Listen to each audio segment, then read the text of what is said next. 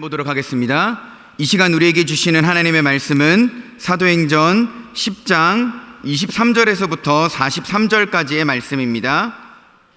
사도행전 10장 23절에서 43절까지의 말씀입니다. 우리 신약 204쪽에 위치하고 있습니다.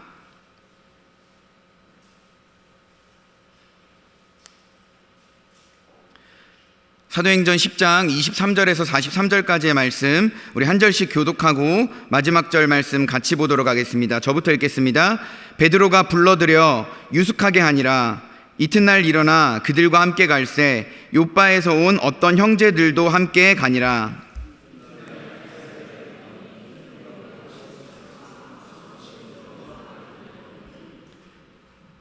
마침 베드로가 들어올 때 고넬료가 맞아 발 앞에 엎드려 절하니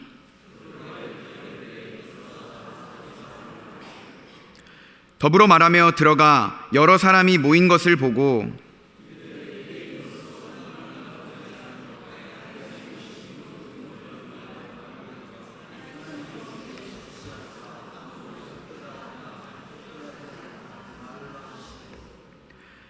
부름을 사양하지 아니하고 왔노라 묻노니 무슨 일로 나를 불렀느냐.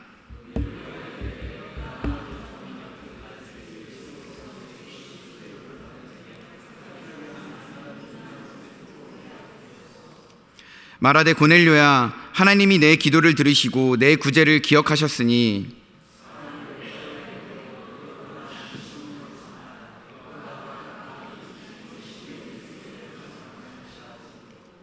내가 곧 당신에게 사람을 보내었는데 오셨으니 잘하였나이다. 이제 우리는 주께서 당신에게 명하신 모든 것을 듣고자 하여 다 하나님 앞에 있나이다.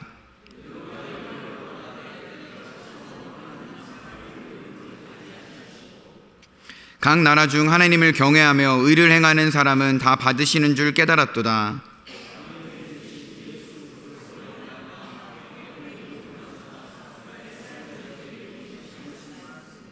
곧 요한이 그 세례를 반포한 후에 갈릴리에서 시작하여 온 유대에 두루 전파된 그것을 너희도 알거니와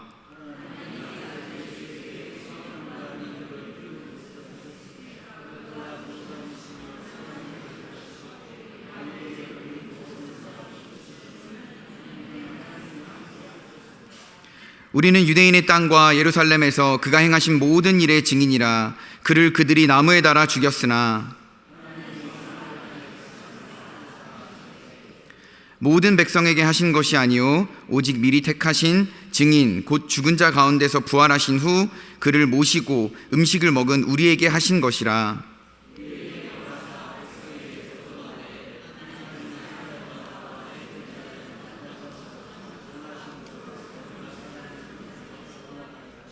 함께 보겠습니다. 그에 대하여 모든 선지자도 증언하되 그를 믿는 사람들이 다 그의 이름을 힘입어 죄사함을 받는다 하였느니라. 아멘. 네, 우리 이 시간에 준비된 영상이 있습니다. 우리 영상 하나만 보고 말씀 듣도록 하겠습니다. 영상 송출해 주시면 감사하겠습니다.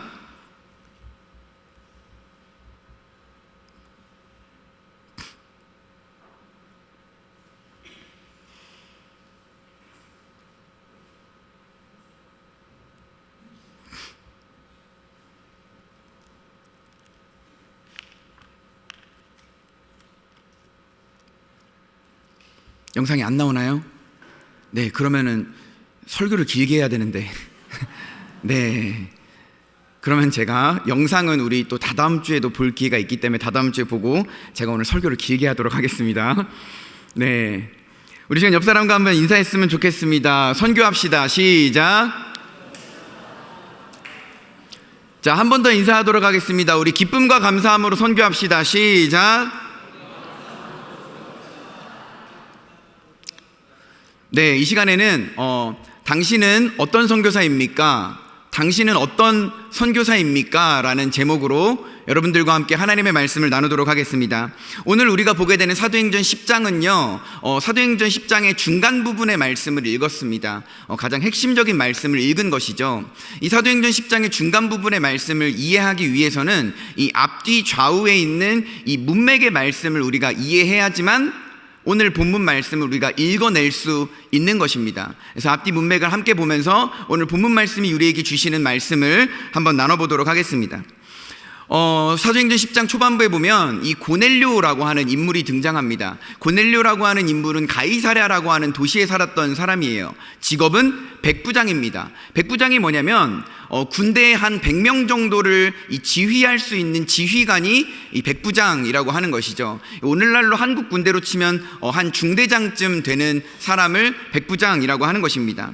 그런데 중요한 것은 이 고넬료라고 하는 사람을 성경에서 뭐라고 언급하냐면 경건하다라고 언급합니다. 따라해 보겠습니다. 경건하다. 자, 한 번 더 따라해 볼게요. 경건하다. 자, 경건에 대해서 많은 사람들이 오해하시는데, 이 경건이라는 것은요, 하나님을 사랑하는 마음과 하나님을 두려워하는 마음, 이 마음을 갖는 것이 바로 경건이에요. 경건이라는 것은 하나님을 어떤 마음이요? 사랑하는 마음과 하나님을 두려워하는 마음을 가지는 것이 바로 경건입니다. 오늘 말씀에는 읽진 않았지만 이 10장에 나오는 고넬료라고 하는 인물은 하나님을 사랑할 뿐만 아니라 하나님을 두려워하는 경건한 사람이었어요. 경건한 사람답게 어떤 일을 했냐면 하나님의 사랑을 경험했으니 이웃에게 그 사랑을 나눠주면서 구제하는 사람이었습니다. 하나님을 두려워하고 기도하는 사람이었기 때문에 일상생활에 있어서 하나님의 도우심을 늘 구하면서 하나님 없이는 내 인생이 두려움으로 살 수밖에 없습니다 라고 기도하는 사람이었어요. 그래서 이 고넬료라고 하는 백부장은요, 경건할 뿐만 아니라 많은 백성들을 구제하고 또한 기도에 힘쓰는 사람이었다라는 사실입니다. 그런데 이 어느 날 환상 중에 이 하나님의 사자가 나타나게 되는 것이죠. 하나님의 사자가 나타나서 고넬료야 라고 하고 이야기를 합니다. 저기 가게 되면 그 베드로라고 하는 인물이 있는데, 베드로라고 하는 사람을 너네 집에 초청해서 베드로를 통해서 말씀을 들어라, 이렇게 환상 중에 이야기를 하시게 되는 것이죠. 그래서 고넬료가 이 환상에서 깨고 난 다음에 뭐라고 하냐면 하인 2명과 경건한 사람 1명을 불러가지고 저기 저 요빠라고 하는 도시에 가면 베드로라고 하는 사람이 있을 건데 그 베드로라고 하는 사람을 청해서 데리고 와라 라고 설명을 하고 보내게 됩니다. 이튿날 그 고넬료가 보냈던 사람이 이 가이사랴에서 요빠라고 하는 도시에 도착을 하게 돼요. 그래가지고 베드로가 살고 있는 집을 찾아가고 있던 그때에 베드로도 이 지붕 위에 올라가서 기도를 하게 됩니다. 근데 기도를 하는데 베드로도 환상을 봐요. 무슨 환상을 보게 되냐면 하늘에서 그릇이 하나 내려오더니 이 4발 가진 짐승과 기는 것과 그리고 하늘에 나는 것이 그 그릇에 담겨져 있는 거예요. 그 그릇에 담겨져 있는 환상을 베드로가 보게 되는 것입니다. 그래서 하나님께서 뭐라 그러냐면 베드로야, 이것을 잡아먹어라 라고 이야기를 하세요. 그러니까 베드로가 뭐라 그러냐면 하나님, 이것은요 나 먹을 수 없습니다. 이것은 속되고 깨끗하지 못한 것이기 때문에 나는 먹지 않겠습니다 라고 이야기를 하는 것이죠. 베드로가 속되고 깨끗하지 않은 것이라고 했지 않습니까? 근데 이 속되다라고 하는 표현은요, 이 NIV 영어 성경에 보게 되면 impure라고 하는 단어를 사용합니다. 무슨 뜻이냐면 불순물이 제거되지 않은 이라는 뜻이에요. 불순물이 제거되지 않는 게 바로 이 속되다라고 하는 뜻입니다. 우리 금값은 이렇게 항상 비싼데 금 좋아하시나요? 이 금도 우리가 순금을 좋아하지 불순물이 껴있는 금을 좋아하지는 않지 않습니까? 마찬가지로 베드로는 지금 이렇게 이야기를 하는 것입니다. 불순물이 껴있는 그러한 부정한 음식들을 나는 먹지 않겠습니다 라고 하나님의 이 명령을 거절하게 되었다라는 것입니다. 이 레위기 11장과 15장과 19장에 보게 되면요, 이 특별히 거룩에 대해서 많이 나오는데 이 레위기 11장에 보게 되면 오늘 본문 말씀에 나오진 않았지만 이 베드로에게 먹으라고 했었던 음식들을 다 먹지 말라고 율법에 명시가 되어 있습니다. 4발 달린 짐승과 기는 것과 하늘에 나는 것, 이런 것들은 다 부정한 것이니 먹지 말라고 했습니다. 그런데 이 음식이 너무 부정하지 않습니까? 근데 그래서 베드로가 율법에 나와 있었기 때문에 이것을 먹지 않겠다라고 하는 것이죠. 그러니까 하나님께서 뭐라 그러시냐면 이것을 내가 깨끗하게 했으니 너가 먹어라 라고 이야기를 합니다. 그러니까 베드로가 또 거절해요. 그러니까 맨 처음에 하나님께서 먹으라 그러니까 거절하고 먹으라 그러니까 거절하고, 이러한 일이 3번이나 있은 후에야 이 그릇이 다시 하늘로 올라가게 됩니다. 베드로가 환상 중에 깨버리게 됐어요. 자, 그런데 베드로가 이 본 환상은 무슨 뜻이냐면 실제로 이제 구약 성경에서 금했던 음식을 이제 신약 시대에는 먹어도 된다 라고 이야기를 하는 것입니다. 여러분, 우리가 어떤 음식을 먹는다고 해서 죄가 되지는 않습니다. 음식은 하나님께서 우리에게 허락해 주신 양식이기 때문에 그 어떠한 음식을 먹는다 할지라도 우리가 죄가 되거나 막 부정해지거나 그렇게 되는 것은 아닙니다. 음식은 다 먹어도 되는 것이죠. 그렇다면 하나님께서는 베드로에게 이제는 더 이상 부정한 음식이 없으니 다 먹어도 죄가 되지 않는다 라는 사실을 알려주시면서 또 무슨 사실을 알려주시냐면, 너네는 이 부정한 음식을 먹는 부정한 이방인들을 부정하다고 생각하지 않냐. 음식도 부정한데 그 부정한 음식을 먹는 이방인들은 부정하게 여기는 것이죠. 그러니까 더 이상 이제 이방인들도 너희에게 부정한 사람이 아니라는 사실을 이 환상을 통해서 알려주게 되었다라는 것입니다. 그래서 베드로가 이제 그 환상이 끝나고 났는데 때마침 자기 집에 고넬료가 보냈던 사람들이 이제 방문을 하게 됩니다.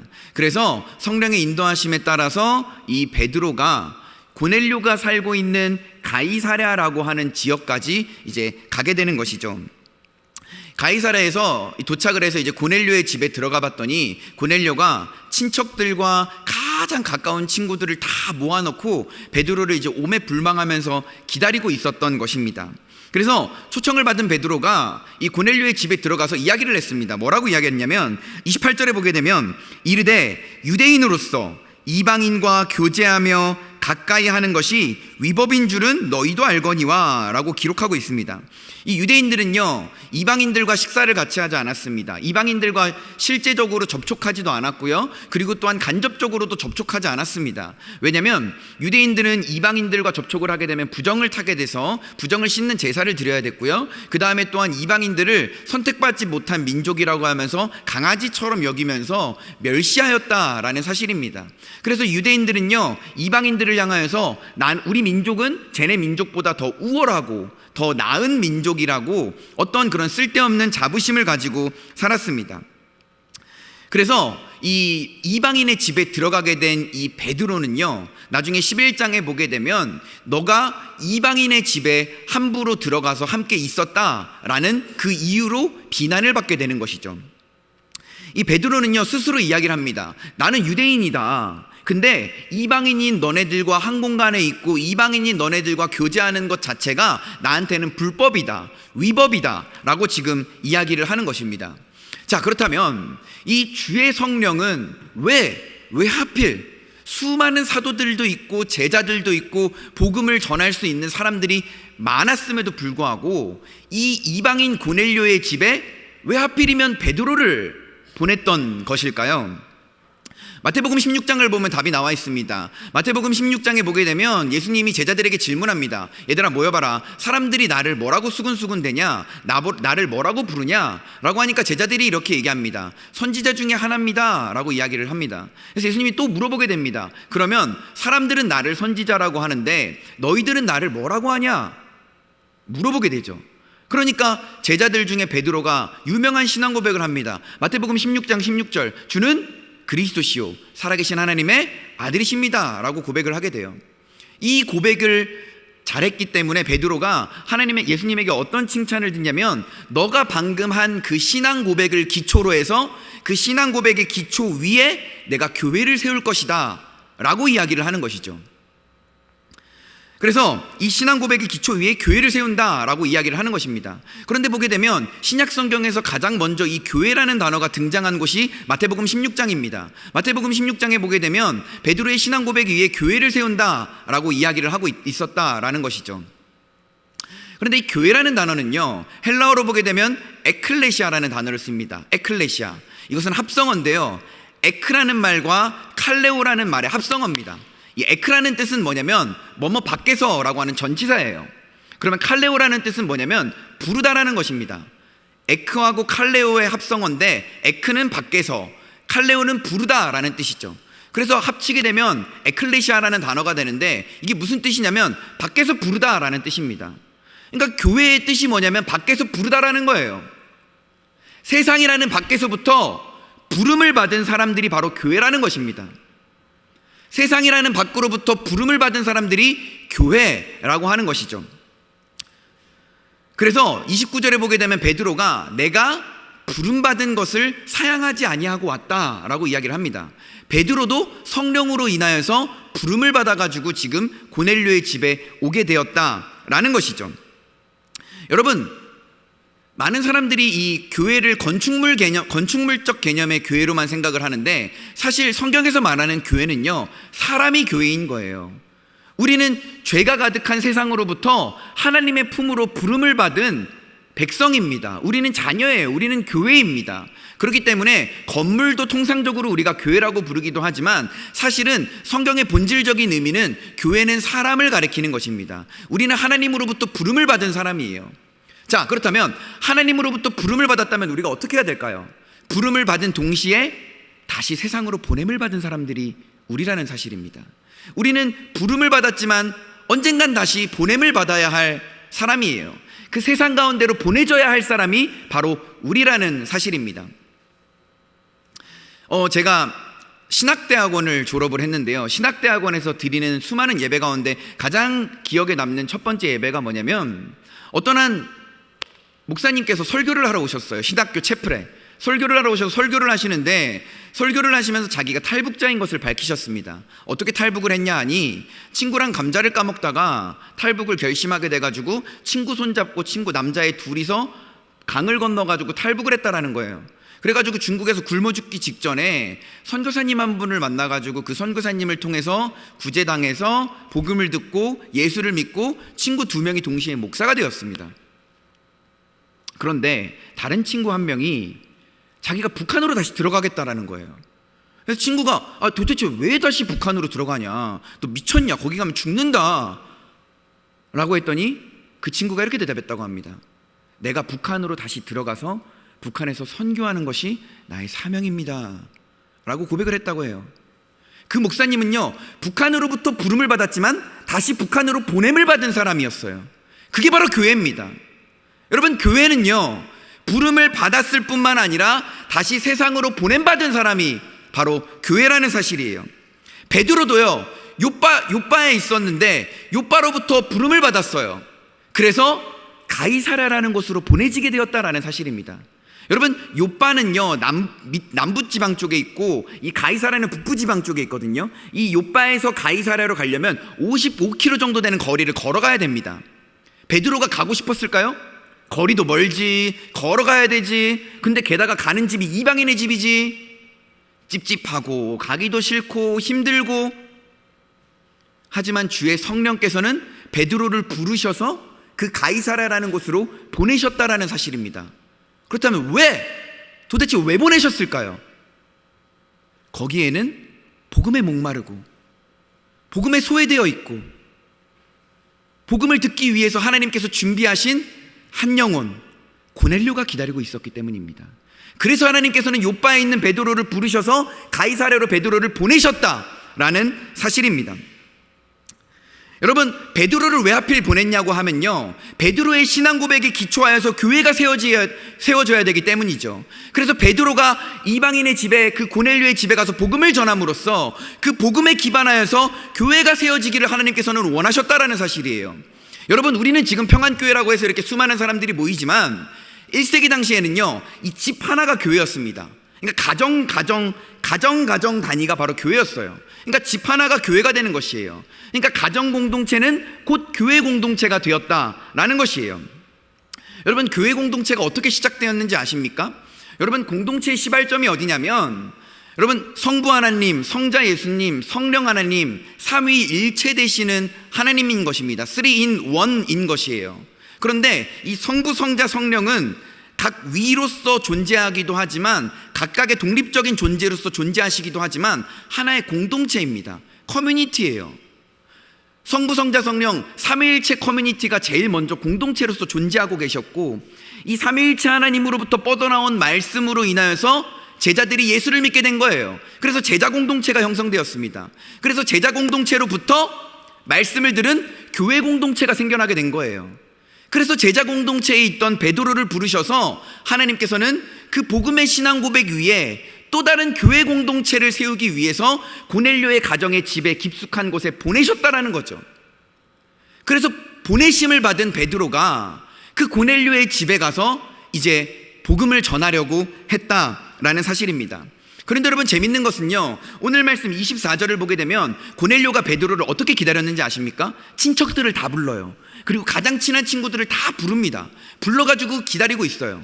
그런데 고넬료가 베드로를 기다렸다, 이 기다렸다라고 하는 단어는요, 신약 성경에서 어떨 때 쓰이냐면 메시아 예수를 기다렸다라고 할 때 쓰는 표현이에요. 그리고 또한 예수의 그 치유하심을 받기 위해서 병자들이 기다릴 때, 예수의 치유하심을 받으려고 병자들이 기다릴 때 쓰는 그 기다린다라는 표현입니다. 또한 사도행전 3장에 보면 베드로와 요한이 기도하러 올라갈 때 그 구걸하려고 기다렸었던 거지 있지 않습니까? 그 거지가 무엇인가를 얻고자 기다린다고 할 때 쓰는 단어가 기다린다라는 거예요. 그러니까 예수님을 기다릴 때, 예수님의 치유를 기다릴 때, 거지가 무엇인가를 얻고자 기다릴 때, 그때 기다릴 때 쓰는 단어가 바로 고넬료가 베드로를 기다린다 라고 할 때 썼던 단어인 것입니다. 여러분, 고넬료의 마음을 짐작해 볼 수 있겠죠. 고넬료가 얼마나 복음에 목말랐겠습니까? 얼마나 복음을 듣고 싶었겠어요. 고넬료는 경건한 사람이라고 했거든요. 하나님을 사랑하고 하나님을 두려워할 뿐만 아니라 백성들을 구제하고 기도하는 사람이라고 성경이 평가하고 있습니다. 그런데 그렇게 하나님을 알았던 고넬료는 하나님의 아들 예수 그리스도를 몰랐던 거예요. 복음은 몰랐던 거예요. 그래서 하나님께서 환상 가운데 고넬료와 베드로에게 나타나셔서 베드로와 고넬료를 만나게 하셔서 고넬료의 그 영적인 목마름과 그 이방인으로서 소외되어 있는 고넬료에게 복음을 전하기 위해서 요바에 있는 베드로를 부르셔서 가이사랴로 보내셨다라는 사실입니다. 그래서 베드로의 신앙 고백에 기초해서 그 신앙 고백에 위에 교회 공동체를 세우려고 하셨다라는 것이죠. 삼위일체 하나님의 공동체로부터 시작된 말씀이 제자 공동체를 세웠고, 제자 공동체로부터 시작된 말씀이 교회 공동체를 세우게 되었다라는 사실입니다. 그래서 하나님께서는요, 그 이방 땅에 복음에 목말라 있던, 복음에 소외되어 있던 그 한 영혼 고넬료를 향해서 베드로를 보내셨다라는 사실입니다. 여러분, 하나님의 관심이 어디 있을까요? 하나님의 관심은요, 한 영혼에게 있습니다. 그 소외되어 있는 한 영혼, 하나님은 너무나 사랑하지만 하나님의 아들 예수 그리스도는 모르고 살아가는 그 복음이 필요한, 복음에 소외된, 복음에 목마른, 복음에 가난한, 그 심령이 가난한 자에게 하나님께서는 베드로를 보내주셨다라는 사실입니다. 그런데 이 어리석은 베드로가 고넬료의 집에 가서 뭐라고 하냐면, 나 억지로 왔다. 나는 이방인들과 한 공간에 있는 것은 위법이다. 나는 있기 싫다. 이렇게 어리석은 이야기를 베드로가 하는 것이죠. 그런데 에베소서 2장 14절에 보면 하나님은 화평의 하나님이라 라고 이야기를 합니다. 그러면서 뭐라 그랬냐면, 하나님께서 이방인과 유대인 너네 사이가 둘로 나뉘었는데 둘로 나뉜 사이를 하나로 만드시기 위해서 예수 그리스도를 너에게 보내주셨다라고 이야기를 합니다. 그리고 또한 이방인과 유대인들 사이에 그 막혀있는 담을 예수 그리스도의 육체로 인하여서 깨부시려고 예수 그리스도를 이 땅에 보내주셨다라고 이야기를 하는 것이죠. 결국엔 예수 그리스도의 죽음은 이방인과 유대인이 하나 되고 이방인과 유대인이 하나 되어서 하나님을 섬기게 하기 위해서, 그들의 죄를 위해서 죽으셨는데, 지금 아직도 베드로는 그 예수의 죽으심을 깨닫지 못하고 이방인을 이방인으로, 유대인을 유대인으로 나누면서 내가 이 공간에 있다라는 것 자체가 불법이고 위법이라는 사실을 지금 아직도 어리석게도 이야기를 하고 있는 것이죠. 하나님은 예수 그리스도를 이 유대인과 이방인들 사이에 화평을 이루어 주시기 위해 보내셨다라고 하는 것입니다. 여러분, 성령이 베드로를 고넬료에게 왜 보냈는지 아십니까? 예수 그리스도께서 다 이루어 놓으신 구원이잖아요. 예수 그리스도께서 이 땅에 오시고 십자가 사역을 감당하시고 죽으시고 부활하시고 승천하시고 이렇게 다 이루어 놓으신 예수 그리스도의 십자가 사역을, 그 구원을 그 고넬료의 집에 적용시키기 위해서 가셨다라는 사실입니다. 여러분, 성령은 우리와 함께 하시면서 무슨 일을 하시냐면요, 말씀을 적용하시고 구원을 적용하시는 일을 하는 겁니다. 아버지 하나님이 구원을 계획하시면 아들은 피 흘리고 성령은 우리를 거룩하게 하고 말씀을 깨닫게 하고 그 구원을 적용하게 한다는 것이죠. 성부 하나님은 구원을 계획하고 성자 예수님은 그 구원 계획에 따라 피를 흘리고 성령 하나님은 우리에게 그 예수가 이루어 놓으신 구원을 적용시키는 것입니다. 성령이 베드로로 하여금 환상을 보여주게 해서 고넬료의 집에 왜 보냈냐? 예수 그리스도께서 이루신 구원을 그 이방인의 집에 가서 적용시키라고, 그 구원을 전하고 그 구원을 적용시키라고 보내셨다라는 사실입니다.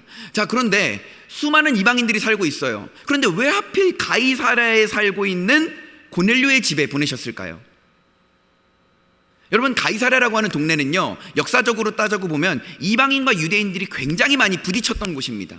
그리고 또한 이방인들과 유대인들의 이 관계가요, 굉장히 일촉즉발의 그 긴장 상태가 아주 팽팽한 곳이 바로 이 가이사랴라고 하는 동네입니다. 역사적으로도 그래요. 그런데 그곳 가운데 영향력을 미치는 그 백부장 고넬료의 집에 하나님께서는 베드로를 부르셔서 베드로를 보내심으로 그곳 가운데 예수 그리스도가 이루어 놓으신 구원의 모든 사역을 적용시키기 위해서 그 이방인의 집에 보내셨다라는 사실입니다. 이 보내심을 위해서 환상을 보여줘서 이제 더 이상 구약에서 부정하다고 했던 거 먹어도 돼, 이제 더 이상 이방인을 부정하지 않아도 돼 라고 지금 이야기를 하고 계신다라는 사실입니다. 여러분, 고넬료는요, 하나님을 사랑하고 두려워했지만 복음을 듣지 못한 복음에 소외된 사람이었어요.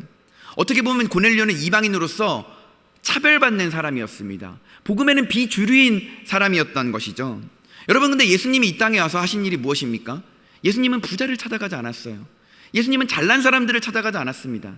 예수님은 하나님을 믿고 잘 살고 있는 사람들을 찾아가지 않았어요. 누구를 찾아갔습니까? 과부를 찾아갔어요. 세리를 찾아갔습니다. 죄인들의 친구다라고 하면서 죄인들을 찾아갔어요. 왜 과부와 세리와 고아와 객과 그 다음에 세리를 찾아갔는지 아십니까? 왜 그러한 사람들을 예수님께서 찾아가셨냐면 그들은 복음에서 소외되어 있기 때문입니다. 그 소외된 한 영혼을 위해서 하나님께서는 예수 그리스도를 그들에게 보내주셨다라는 사실이죠. 그래서 그 소외된 한 영혼을 찾아가셔서 예수님께서 복음을 전하셨다라는 것입니다.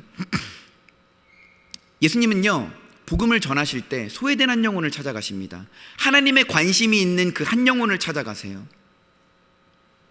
그래서 사마리아 여인을 찾아간 거예요. 그래서 과부와 세리와 죄인들을 찾아갔다라는 사실입니다. 예수님은요, 절대로 오셔가지고 그 복음에 있어서 그 누구도 소외되지 않도록 차별하지 않으셨다라는 사실이에요. 바누아투도 마찬가지입니다. 제가 김희균 선교사님과 1대1로 만나서 몇 시간 동안 대화를 해보니까 그 바누아투라고 하는 땅은요, 복음에서 너무나 소외된 곳이에요. 하나님께서 우리 평안교회를 왜 이번에 선교를 거기로 보내십니까? 저도 잘 모르겠습니다. 하지만 제가 응답을 받은 것이 뭐냐면 김희균 선교사님과 만나서 대화를 해보니 그곳은 정말로 복음에 소외된 곳입니다. 정말로 한 영혼이 복음에 목말라가지고 메말라가고 있는 곳이에요. 빨리 가서 복음을 전하지 않으면 그들의 영혼이 하나님을 등지고 돌아설 수 있는 골든타임인 것입니다. 그러니까 우리가 가야죠. 왜요? 우리는 교회이기 때문입니다. 우리는 부름을 받았잖아요. 그러면 보내심을 받아야죠. 그것이 바로 이번 여름에는 바누아투인 것입니다. 바누아투는 섬나라예요. 섬이 너무나 많아요. 그리고 또 섬마다 부족들도 많이 삽니다. 부족들은 원시인이에요. 근데 부족들마다 다 언어가 다 있대요. 그러니까 언어가 한두 개가 아닌 거예요. 게다가 그나마 좀 이 주류의 사람들이 쓰는 언어가 비슬람어라고 이 공용어인데 공용어를 모르는 사람들이 너무나 많다라는 거예요. 그래서 부족 사회로 찢어진 사람들은 이 공용어를 알지도 못하고 듣지도 못하고 평생 살면서 죽는다고 합니다. 그리고 이 바누아투라고 하는 나라는 1970년대에서 80년대 넘어갈 때 이제 독립을 했는데 영국과 프랑스의 식민지였어요. 그리고 또한 2차 세계대전은요, 우리가 이제 선교를 가게 될 그 산토라고 하는 섬에 그 미군이 그 비행기지로 사용을 했습니다. 그러니까 여기는 영어, 영국 영어, 불어에 비슬람어에 각종 부족 언어에 난리도 아닌 것이에요. 근데 바누아투 사람들이 이 문명을 거부한 겁니다. 이 서구의 이 산업이 발달하는 것을 거부하고요, 우리는 우리의 부족 사회의 전통과 우리의 규칙들을 지키며 살겠다 하면서 산으로 다 숨어 들어가서 산에서 수없이 많은 부족들이 이루어져서 지금 살고 있다라는 것이죠. 그 수없이 많은 부족 가운데 여러 부족을 이제 김희균 선교사님과 최경인 선교사님이 그곳에 가셔서 복음을 전하고 현지 사역자들을 세우고 지금 사역을 하고 계신 것입니다. 우리를 바누아투로 왜 보냅니까? 고넬료와 같이 그 복음에 목마른 한 영혼, 그 복음에 소외되어 있는 그 한 영혼, 그 한 영혼을 위해 우리를 보내서 복음을 전하게 하시는 것입니다. 왜요? 하나님의 관심은요, 다른 것에 있는 것이 아닙니다. 바로 그 소외된 한 영혼에 있는 거예요. 아멘이십니까? 그래서 베드로가 그 하나님께서 준비해 주신, 예비해 놓으신 그 한 영혼인 고넬료의 집에 가서 복음을 전하기 시작합니다.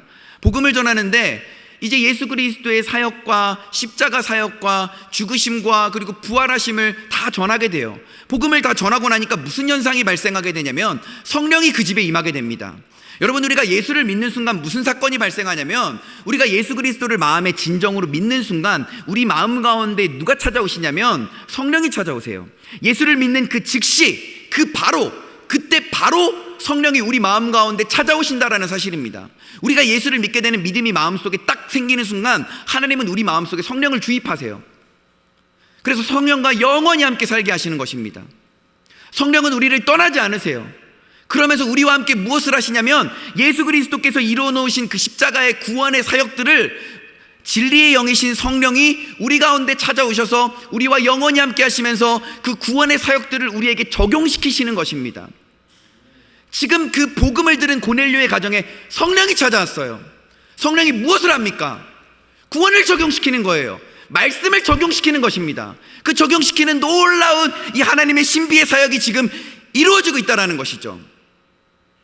하나님은 편견에 갇혀있던, 내가 유대인이라고 우월감에 젖어있던 그 어리석고 교만한 베드로를 부르셔서 그 가이사랴로 보내셨습니다.